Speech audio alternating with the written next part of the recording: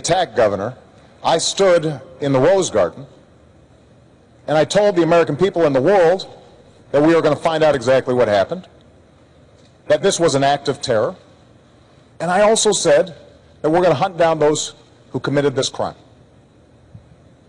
And then a few days later, I was there greeting the caskets coming into Andrews Air Force Base and grieving with the families. And the suggestion that anybody in my team, whether the Secretary of State, our UN ambassador, anybody on my team would play politics or mislead when we've lost 4 of our own, Governor, is offensive. That's not what we do. That's not what I do as president. That's not what I do as commander-in-chief. I think it's interesting the president just said something which is that on the day after the attack, he went to the Rose Garden and said that this was an act of terror. That's what I said. You said in the Rose Garden, the day after the attack, it was an act of terror.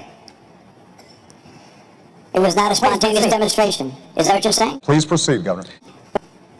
I want to make sure we get that for the record, because it took the president 14 days before he called the attack in Benghazi an act of terror. Get the transcript. He did, in fact, sir. So let me call it an act of terror. Can you say that a little louder, Candy? He did call it an act of terror. It did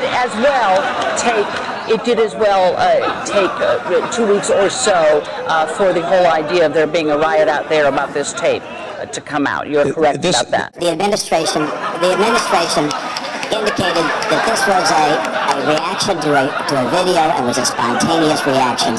It took them a long time to say this was a terrorist act by a terrorist group.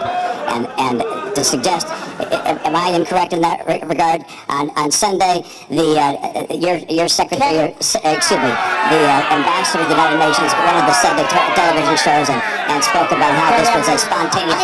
I'm happy to have a longer conversation about foreign policy. Absolutely, but I want to move you on, and also people can go to the transcripts. I just want to make sure that all those wonderful folks are going to have a chance to get some of their questions answered.